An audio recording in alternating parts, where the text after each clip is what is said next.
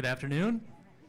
I'm Matt Hanson, a partner with GSV Capital. Thrilled to be joined by Justin Kitch, who is a CEO and co-founder of Curious, one of our largest positions in our education technology portfolio. Justin has a long and storied history, started coding very early on in life, founded Homestead in 1997, sold that to Intuit, had the good fortune to work closely with Bill Campbell over the years, which we'll talk about. Became a general manager and chief growth officer at Intuit, and then in 2012 founded Curious with a whole bunch of ex-homesteaders. So thrilled to be joined by Justin today. Wanted to talk first and foremost about the basics. So Curious 101, if you could tell us what Curious is, what you do. Sure. First of all, thanks for having me. Glad to be a part of the GSV family.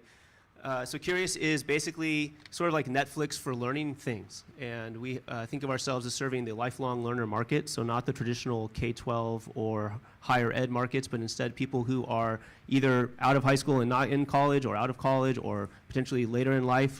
There's a group we call third agers, people who might be retired or later in their careers. People who want to continue the learning journey and need to kind of wedge that in between their busy lives and their busy schedules. So we feel that we are trying to create content that's as compelling and exciting and fun as checking your Facebook feed or going to YouTube or playing Candy Crush or some other thing that's in your pocket. So a lot of our focus is on mobile development, mobile learning. And the big key is the content library that we've created for learning. We now have over 25,000 pieces of learning content, none of which we've produced, almost none. 99.9% of which we have not produced, that are produced by teachers around the world who might be experts in teaching Japanese or teaching somebody how to program or reminding you about art history or in hundreds and hundreds and hundreds of topics. And the entire learning library is based around what we call the Curious Quotient. And so we help people kind of find their Curious Quotient and fulfill their interest in 8 different wedges of we call the Curious Quotient wheel, which I'm happy to get into as we go further talking about it.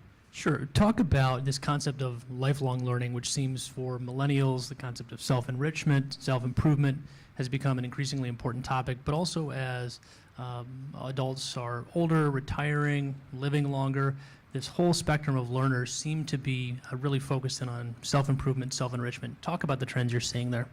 I think we're seeing 2 different trends. One of them is that people have many, many more careers and jobs than they used to have. Part of that is because they're working much longer through their life than they used to. They're not done at 55 or 59 or 65. But secondly, careers are lasting a much shorter amount of time. So the average person might have 8 or 10 or 12 jobs, as opposed to a couple generations ago, you would have 1 or 2 jobs. And so that's one trend, is people are trying to, as they switch their jobs or want to switch a job, they're trying to learn new things. The other thing is that as they are busy doing their job, they want to keep fulfilling the other parts of their brain and keep themselves well-rounded and whole. And so that's where we use this Curious Quotient concept to kind of feed all the different areas of your curiosity. And there's an awful lot of scientific research, which we've actually founded Curious on, around the idea that if you build a high CQ, not a high IQ, you will be happier, healthier, wealthier, and live longer. And so there's actually a lot of science behind that you need to learn different things, use different parts of your brain, and continue to grow. And if you don't grow, then you're in big trouble. So this concept of the CQ, which is really, it's a new way to measure learning. Talk about that. It's important for learners because if you can't measure it, you can't track it. This is a really novel and really interesting way for those that haven't gone on Curious.com. I think you'll be fascinated by it. It's very addicting, just a fair warning. But this concept of CQ, actually knowing what you're knowing, is fascinating. Talk about that.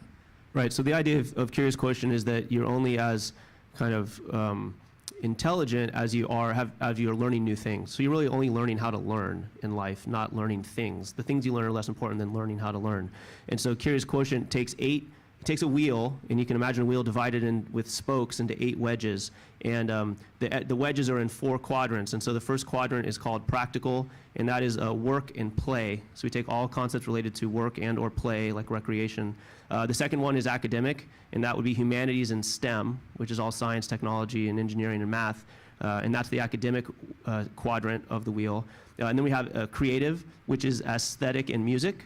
Okay? And then the last one is what we call well-being, which is all mind, body, and relationships. So anything having to do with parenting, self-improvement, as well as things like yoga, mindfulness, health topics, eating, that kind of thing. So we basically have taken all of the world's knowledge and stuck it somewhere on this wheel of 8 wedges. And then we ask, if you go to Curious and you sign up today, within the first 30 seconds, we'll start asking you questions about what your interests are in each of those 8 areas. And we ask you to rank your own curiosity, and we start asking you a series of questions to try to tease out how curious you really are about something like relationships, which might sound really boring until we ask you, do you have kids?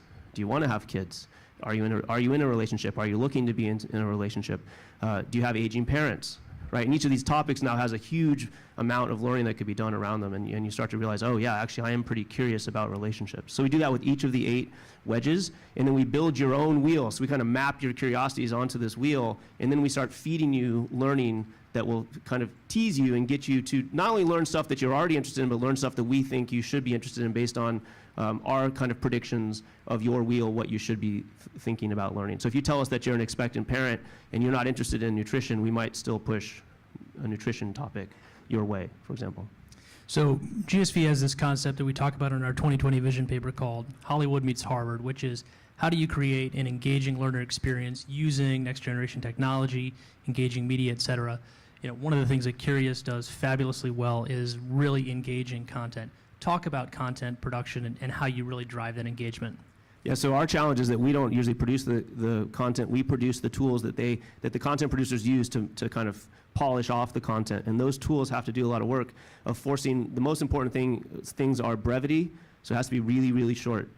We found that it has to be 5 to 10 minutes long or else you lose them. And in fact, within that 5 or 10 minutes, you lose them after about 60 seconds. So every 60 seconds, you have to be covering a new topic, and you have to be checking. We also do something where we throw up an exercise to ask you a question every 60 to 90 seconds to make sure that you're paying attention. So brevity is one.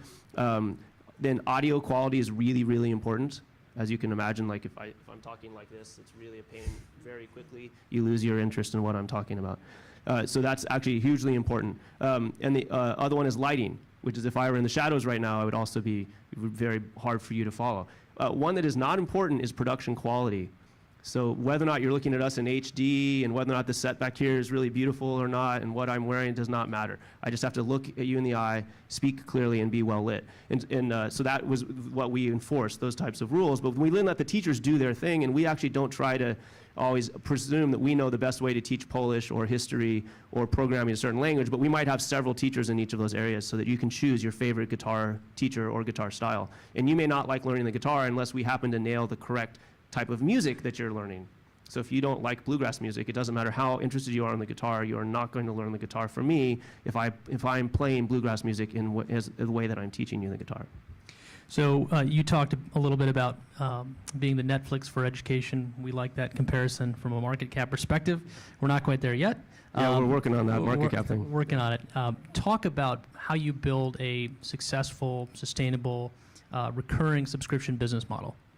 Yeah, so we learned this at Homestead. Homestead was one of the very, very early subscription businesses in the consumer and small business internet space. And the key, I think of it as bricklaying, which is that the beautiful thing about the hard thing about subscription business is you just get a little bit of money from them each month. And it can be really hard to predict that curve and get the payback that you need to acquire the next customer. And you have to serve them along the way. And if you don't serve them well, they leave. So it's really a pain in the butt because they only pay you if they like what you're doing for them right now. But on the flip side, it's great because they're only paying you if they like what you're doing right now, which means you have to keep getting better and keep serving them. So the key to building a subscription business is to one customer, it sounds silly, one subscriber at a time, you bring them on board and then you try to do something for them that's also going to serve all the other future and past subscribers. And then if that's working out, you do more of that and then you acquire the next one. But it takes a lot of patience and it takes a lot of recurring behavior because you can't do any of the things that many businesses do in order to get this kind of steep curve acceleration from what may be poor long-term business practices, right? So poor long-term business practices in the subscription business don't help you short-term. So why would you do them, right? But in many other businesses, poor long-term decisions help you a lot in the short term, so there's a lot of incentive to do them. So that's one of the reasons I like building a subscription business. Plus in the consumer world, you can serve a huge number of people that way by charging them each a little bit of money. So you've built a company that's grown very fast over the past few years. Talk a little bit about building for growth and then walk us down the path, 2 years, 5 years. What does Curious look like? Does virtual reality come into play? How are people learning on Curious in 5 years? So I think, to me, gross margin is super important in building a business that's scalable. In other words, like every unit that I have to produce, how little work can I do to produce that unit?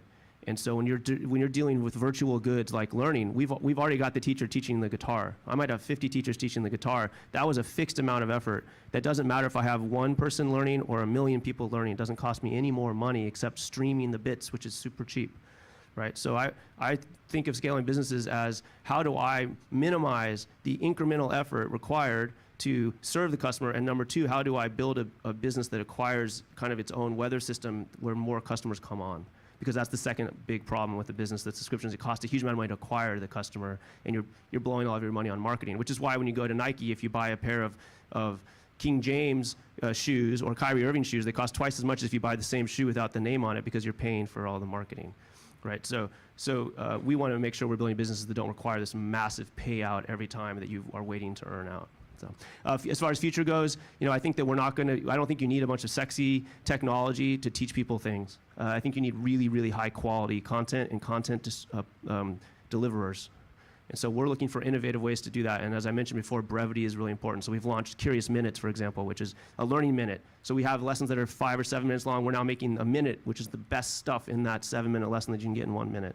We're working with a lot of third-party content producers now. So we're bringing public radio content on, TED content on to Curious. So you can learn from TED Talks or learn from an amazing piece of content that was on NPR one time and never heard again. We're putting that onto the CQ wheel, and you're earning CQ points for listening to that later. So I think it's around innovation in that regard as much as it is around crazy new technologies.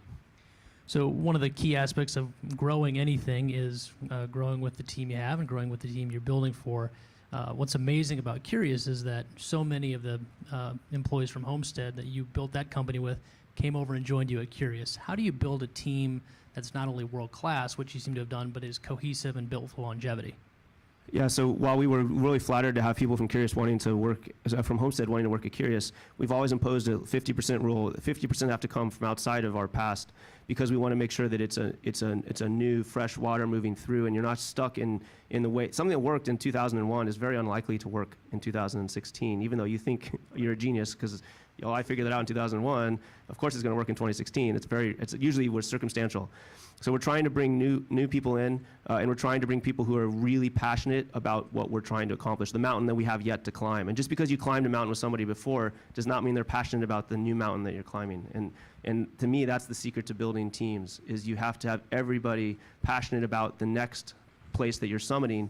And even when you come over that summit and you realize that that was not the summit, there's some clouds, and that's actually just the foothills, and there's another summit that people are still passionate about going on. So that's the philosophy that I use to build teams. I actually have a couple of folks, Damon and Ty over there. Ty and I co-founded, Ty and I worked together for 21 years. He was the co-founder of Homestead also. It's pretty awesome. And Damon just came on board in the last year, and I'd say, they have equal ownership of psychologically of the business, and that's the right way to do it. So. I see we've got a minute and a half here, so I'd like to close. I know I mentioned at the outset that you were fortunate to work closely with Bill Campbell.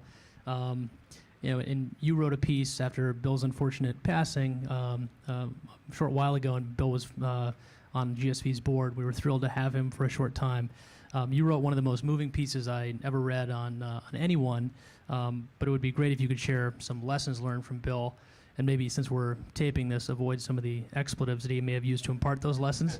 But just share with us some wisdom from Bill. Yeah. Well, so I was very, very fortunate to work with Bill very closely for a long time. I should say I was very fortunate that Bill chose to work with me and spend a lot of time with him. And I think the thing he taught me over and over again was that life is about other people.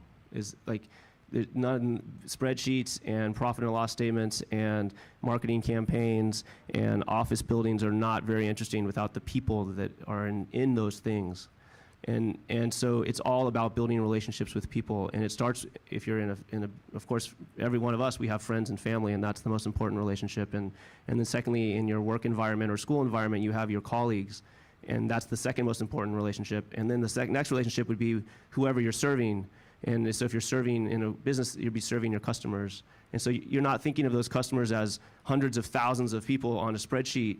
You're thinking of them as a person that you would like to get to know, and if you can't get to know them, then you're going to figure out some way to get as close as possible to knowing them, maybe by sending emails out to them and ask them to send back, or maybe by picking up the phone and calling some of them.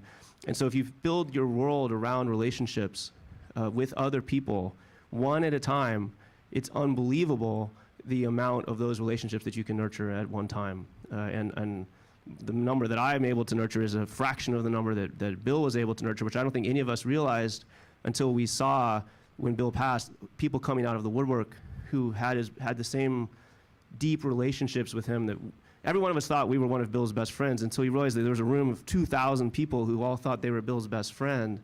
And you know what? We were all Bill's best friend. And that's just awe-inspiring, especially having been in the middle of that and thinking that, and then to watch the kind of impact he could have. There were people who came up to him, to me or others, and said, "Oh, Bill was one of my best friends. He's the most important person in my life." And then I would say, "Oh, when's the last time you saw him?" They'd say, "Oh, it was 1987." But that didn't seem incongruous to that person. They were still his best friend and the most important person in his life. So I aspire to that. I think that once Bill got sick and those of us around him saw him getting sick, we took more time to nurture those things. And now that he's gone, it just is a reminder that time is short, and we should be nurturing that as much as possible in our personal and professional lives. Awesome. Thank you. Justin Kitch.